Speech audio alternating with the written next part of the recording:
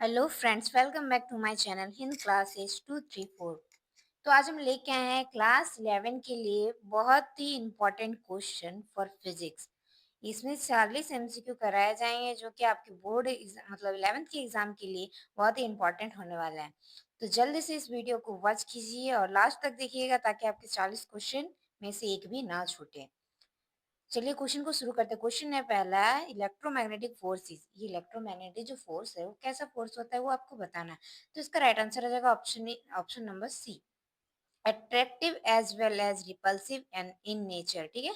दूसरा क्वेश्चन है one Fermi बराबर क्या होता है? 10⁻⁻15 मीटर, याद रखिएगा, बहुत ही इंपॉर्टेंट क्वेश्चन है। तीसरा नंबर क्वेश्चन पे आते हैं। तीसरा नंबर क्वेश्चन है पारस इज द यूनिट ऑफ। तो पारस इज द यूनिट ऑफ किसका यूनिट है पता है आपको? डिस्टेंस का यूनिट होता है। किसका होता है? डिस्टेंस का। तो इसका राइट आंसर क्या आने वाला? Option number B. ठीक है। नेक्स्ट पे आते हैं। नेक्स्ट है कि पूछ रहा है आपसे कि 1 AMU that means 1 atomic mass unit बराबर क्या होता है? 1.66 इंटू 10⁻27 kg। ठीक है। केजी में दिया है तो -27 होकर, अगर ग्राम में दिया रहेगा ऑप्शन में तो -24 ग्राम रहना चाहिए। ठीक है, 10 के पावर में। नेक्स्ट पे आते हैं। Next dimensional formula of the pressure. Pressure का डायमेंशनल फॉर्मूला निकालने के लिए आपको करना पड़ेगा क्या पता है? एफ पी बराबर क्या होता है? F by force by area होता है। इसमें फोर्स का डायमेंशन और एरिया का डायमेंशन को हटा दीजिएगा तो ये आ जाएगा हमारे पास M L-1 T-2। ठीक है। नेक्स्ट पे आते हैं। नेक्स्ट क्वेश्चन है हमारा कि if a man goes 10 metre towards north and 20 metre towards east then his displacement. इसका डिस्प्लेसमेंट को बताना है। एक तरफ नॉर्थ है, एक तरफ ईस्ट है। ठीक है। तो एक कि नॉर्थ की तरफ 10 जा रहा है, इधर 20 जा रहा है, तो ये रिजल्टेंट एक बनाएगा ना। तो इसका रिजल्टेंट डिस्प्लेसमेंट निकालने के लिए आप निकालिएगा तो उस फॉर्मूला का यूज करना है। वो फॉर्मूला है क्या है पता है? आर बराबर, ये फॉर्मूला होता है A² plus B² plus 2AB cos theta होता है। ठीक है। इस फॉर्मूला से आप निकालेगा तो यहाँ थीटा क्या होगा? पहली बात, थीटा तो यहाँ पे 90 डिग्री हो रहा है क्योंकि राइट एंगल ट्रायंगल जैसा बना रहा है। ठीक है। तो इसका राइट आंसर निकल के आएगा, उसमें पुट कीजिएगा तो 22.5 आ जाएगा। ठीक है, मीटर में। नेक्स्ट क्वेश्चन है हमारा कि a cyclist moving on a circular track of radius इतना 40 मीटर दिया है, कंप्लीट्स हाफ साइकिल हाफ पर revolution in 40 second, its average velocity. इसका एवरेज वेलोसिटी क्या होगा? 2 मीटर पर सेकंड होगा। देखिए रेडियस दिया हुआ है आपको 40 मीटर। ठीक है। तो ये रहा इसका वैसे ही रेडियस दिया हुआ है, आधा दिया हुआ है 40 मीटर, तो पूरा क्या होगा? 40 प्लस 40 कितना हो जाएगा? 80 हो जाएगा टोटल। ये एक प्रकार का डिस्प्लेसमेंट हुआ कि ना। और आधा के लिए रेवोल्यूशन क्या दिया हुआ है? टाइम क्या दिया हुआ है? टाइम दिया हुआ है 40 सेकेंड। ठीक है। तो टोटल डिस्टेंस कितना हुआ? 80 है भाई, 40 करेंगे तो मेरा एवरेज वेलोसिटी नहीं निकलेगा। एवरेज वेलोसिटी कितना आ जाएगा? 2 आ जाएगा। तो राइट आंसर क्या जाएगा? Option number C. ठीक है। नेक्स्ट क्वेश्चन पे आता है। The motion of a particle is described by the equation x बराबर 80 प्लस BT² वेर ए बराबर इतना दिया हुआ है, बी बराबर इतना। तो इसका इंस्टेंटेनियस वेलोसिटी निकालना है टी पे एट टी बराबर 3 सेकेंड। ठीक है। तो x बराबर, देखिए क्या होता है? x बराबर इतना दिया हुआ है, अब क्या होता है? डी भी बराबर निकालेंगे तो D x by D T करना पड़ेगा। ठीक है। इसमें पुट कीजिएगा डी एक्स की जगह पे क्या है? 80 plus BT² by D T. इसको डिफ्रेंशिएट करना है। इसको डिफ्रेंशिएट कीजिएगा तो आपके पास आ जाएगा, देखिए क्या क्या आ जाएगा। ये रहा, यहाँ पे आ जाएगा ए टी का रिस्पेक्ट में कर रहे तो टी का 1 हो जाएगा, A × 1 यानी कि टी हो जाएगा। तो देखिए यहाँ पे आप ऐसे कीजिएगा, उसमें डी एक्स की जगह पे 80 प्लस BT² है ना, BT² है 80 plus BT² by D T. तो इसको सॉल्व कीजिएगा तो यहाँ पे आ जाएगा A × 1 plus 2 into B T. ठीक है। लिखने का जगह नहीं हो रहा है इसलिए थोड़ा दिक्कत हो रहा है। तो आपके पास इस तरह से इक्वेशन बन के आएगा। कैसा आएगा? रुकिए बता रहे हैं। ए आ जाएगा प्लस 2BT आ जाएगा। क्या आ जाएगा? Plus 2BT। और इस पे आपको पुट करना है वैल्यू। टी का वैल्यू 3 पुट करना है और बाकी सबका वैल्यू दिया हुआ है। जैसे ही आप पुट कीजिएगा आपके पास आ जाएगा आंसर 33 सेंटीमीटर पर सेकेंड। ठीक है। Option number A is correct. पहले डिफ्रेंशिएट करना है। ठीक है। नेक्स्ट क्वेश्चन 9 नंबर की, द एरिया अंडर। तो नेक्स्ट क्वेश्चन जो है क्या है देखते हैं। चलिए, The area under acceleration time graph represents the area under acceleration time graph represent the ये represent करता है change in velocity, ठीक है। एरिया एक्सेलरेशन और टाइम का ग्राफ क्या रिप्रेजेंट करता है, इस तरह का ग्राफ बनता है। ये क्या रिप्रेजेंट करता है, ये जो एरिया है वो आपको बताना चाहिए, चेंज इन वेलोसिटी को दर्शाता है, ठीक है। क्योंकि ए बराबर क्या होता है, v minus u by T होता है, change in velocity by time, ठीक है। A vehicles travels half the distance L with speed v1 and other half with speed v2 then its average speed, इसका एवरेज स्पीड क्या है, option number C 2 v1 v2 by v1 plus v2। Next है हमारा two cars A and B are running at velocities of 60 km per hour and 45 km per hour. What is the relative velocity of a car with respect to car B if both are moving eastward? दोनों move कर रहा है एक ही side एक ही direction में और इसका speed अलग अलग है, ठीक है। इसका रिलेटिव वेलोसिटी निकालना है, तो दोनों एक ही साथ जा रहा है, इसका मतलब एक ही रास्ते पे है, एक ही डायरेक्शन है, ठीक है। तो इसमें घटा देंगे तो relative velocity 15 kilometre per hour निकल जाएगा। इसका right answer option number A हो जाएगा। Which of the following is the not property of null vector, तो ऑप्शन नंबर सी इसका राइट आंसर हो जाएगा, ठीक। अब दिया नेक्स्ट क्वेश्चन पे कि if A is the vector of a magnitude 5 unit due east, ठीक है। What is the magnitude and direction of a vector minus A, तो इसका राइट आंसर हो जाएगा 5 unit due west. Minus A का बोला है तो माइनस ए में क्या हो जाएगा, डायरेक्शन चेंज हो जाएगा और इसका यूनिट मैग्नीट्यूड सेम रहेगा, ठीक है। नेक्स्ट पे आते हैं, नेक्स्ट क्या है हमारा क्वेश्चन 14 नंबर पे आ गए हैं, चलिए। 14 नंबर कह रहा है कि the relation between the time of flight of projectile T F and the time to reach the maximum height T M, ठीक है।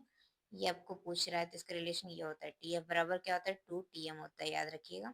नेक्स्ट क्वेश्चन है 15 नंबर की, an insect is trapped in a circular group of radius 12 centimetre, moves along the group straightly and complete 7 revolution in 100 second, the linear speed of insect is, तो इसका right answer निकलेगा 5.3, ठीक है। देखिए पहले आपको रेडियस दिया हुआ है 12 सेंटीमीटर, इसका रेवोल्यूशन दिया है 7 रेवोल्यूशन कर रहा है 100 सेकेंड में, तो एक रेवोल्यूशन करने में कितना रेडियन लगता है, आप जानते होंगे कि 2 पाई रेडियन, ठीक है। क्या लगता है, 2 पाई रेडियन उसका डिस्प्लेसमेंट टोटल डिस्टेंस होता है। तो 7 रेवोल्यूशन करने में कितना होगा, 14 पाई रेडियन होगा कि नहीं, पाई का मान बैठाइएगा, 14 × 22/7, ठीक है।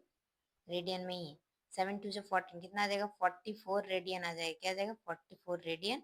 और अब हम क्या निकालेंगे, उस टाइम हम क्या निकाले, थीटा यानी कि एंगुलर डिस्प्लेसमेंट निकाल लिए। अब एंगुलर वेलोसिटी निकालेंगे तो क्या हो जाएगा यहाँ पे, 44 रेडियन हो गया इधर, और बाय 100 टाइम में आ जाएगा एंगुलर वेलोसिटी निकालने के लिए, तो यहाँ पे 0.44 क्या आ जाएगा हमारा एंगुलर एंगुलर वेलोसिटी आ जाएगा। अब लीनियर स्पीड निकालने के लिए क्या करेंगे, v बराबर क्या होता है, v बराबर होता है हमारा ओमेगा आर होता है, ठीक है। v बराबर क्या होता है, ओमेगा आर। ओमेगा का मान अभी निकाले 0.44 आया, इंटू आर का मान कितना है 12 है, तो इसको जैसे ही इंटू कीजिएगा आपके पास आएगा 5.28 लगभग समथिंग या इससे ज़्यादा आएगा, ठीक है। तो इसको हम अप्रोक्सली कितना लेंगे, 5.3 लेंगे, ठीक है। इसका राइट आंसर 5.3 आ जाएगा। नेक्स्ट क्वेश्चन है, a stone of mass 1 kg lying in the floor of a train which is accelerating with 1 meter per second square, the net force acting on the stone, ठीक है। मास दिया है एक KG, ठीक है। Acceleration दिया है 1 मीटर पर सेकंड स्क्वायर, तो फोर्स निकालना है, तो फोर्स बराबर क्या होता है, एम ए, सिंपल सा फॉर्मूला है। फोर्स बराबर एम ए, जैसे आप पुट कीजिएगा एम और ए का मान 1 आ जाएगा, 1 न्यूटन इज राइट आंसर, ठीक है। नेक्स्ट पे आते हैं, नेक्स्ट क्वेश्चन है हमारा, a cyclist bends wheel taking turn, तो इसका राइट आंसर हो जाएगा option B, generate required centripetal force, ठीक है। नेक्स्ट पे आते हैं, a book is the lying on the table, what is the angle between action of the book on the table and reaction of the table on the book. देखिए ये दोनों एक दूसरे के ऊपर विपरीत दिशा में फोर्स लगा रहा था, इसका इसका जो एंगल बनेगा वो क्या होगा, 180 डिग्री होगा। एक ऊपर तरफ लगा रहा है फोर्स, एक नीचे तरफ, ठीक है। इसीलिए product of force and displacement called work कहलाता है, एफ इंटू एस जानते ही होंगे, डब्ल्यू बराबर क्या होता है, एफ एस होता है कि नहीं, तो ये क्या हो गया, वर्क हो गया। नेक्स्ट क्वेश्चन है हमारा कि a boys lift a mass of 1 kg और to a height of 1 metre in 20 second, the power of the boy is, ठीक है। Power of the boy, power निकालना है, ठीक है। मास दिया हुआ है कितना, 1 kg, तो इसमें जो एनर्जी होगा वो पोटेंशियल एनर्जी के रूप में काम करेगा, पोटेंशियल एनर्जी पी और एम जी एच हो जाएगा, तो एम जी है, जी का मान दिया हुआ है 10, ठीक है, रैम का मान क्या है 1 है, 1 × 10 कार के बराबर होगा कि पोटेंशियल एनर्जी जो एनर्जी लगेगी वो कार के बराबर होगा, ठीक है। यहाँ पे तो यहाँ पे हाइट क्या दिया हुआ है, यहाँ पे 1 मीटर, ठीक है। तो यहाँ 10 आ गया, क्या हमारा वर्क मान लीजिए, ये वर्क हो गया, और पी यानी कि पावर, पावर बराबर क्या होता है, कंफ्यूज मत होइएगा, पावर बराबर क्या होता है, कार्य गुना कार्य बटा क्या होता है, टाइम होता है, यानी कि वर्क बाय टाइम होता है। तो वर्क बाय टाइम के लिए क्या करते हैं हम, ये देखिए वर्क बाय टाइम के लिए क्या करते हैं, वर्क मेरा अभी क्या निकला, एनर्जी रिक्वायर्ड वाला, तो 10 निकला और बाय 20, तो ये क्या आ जाएगा 0.5 आ जाएगा, क्या आ जाएगा 0.5, 0.5 क्या आएगा वाट में आएगा, option number D is correct, ठीक है। नेक्स्ट क्वेश्चन पे आते हैं, a ball of mass m collide with a wall a speed v and rebounds on the same line with same speed, if the mass of ball is taken infinite the work done by the ball on the wall is, तो इसका right answer हो जाएगा option number B, zero, क्या हो जाएगा zero. Next question पे आता है, next for which of the following does the centre of mass live outside the body, तो इसका राइट आंसर हो जाएगा ये बैंगल, ऑप्शन नंबर डी, ठीक है। नेक्स्ट पे आते हैं, नेक्स्ट क्या है देखिए, a point mass m is placed inside a spherical shell of radius r and mass m at a distance r by 2 from the center of cell. The gravitational force exerted by the cell on the point mass, ठीक है। तो centre of cell के लिए क्या होता है, zero होता है, हमेशा क्या होता है, जीरो होता है, option number C is right answer. Next question है, the escape velocity of 10 gram body from the earth 11.2 kilometer per second, ignoring the air resistance and the escape velocity of 10 kg of the iron ball from the earth will be, इसका right answer हो जाएगा option number सी 11.2 kilometre पर second, ठीक है। Next question पे आते हैं, stress is dash quantity, तो ये एक टेंसर क्वांटिटी है, याद रखिएगा, option number C is right answer. According to Hooke's law elasticity, it stress is increase the ratio of stress to strain, तो इसका क्या हो जाएगा, इसका राइट आंसर क्या होने वाला है, देखिए इस ऑप्शन नंबर डी हो जाएगा, क्या रिमेन्स कांस्टेंट हो जाएगा, क्या हो जाएगा remains constant.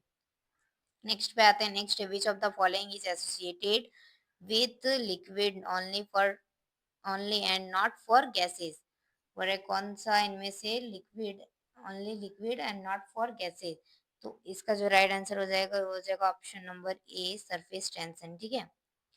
Surface tension liquid के लिए लगता है, गैस के लिए नहीं लगता है, ठीक है। Application of Bernoulli's theorem can be seen in, कहाँ पे सीन देखा जाता है वो आपको पूछ रहा है, तो इसका जो राइट आंसर हो जाएगा वो ऑप्शन नंबर ए हो जाएगा, डायनेमिक लिफ्ट ऑफ एरोप्लेन में दिखता है, ठीक है।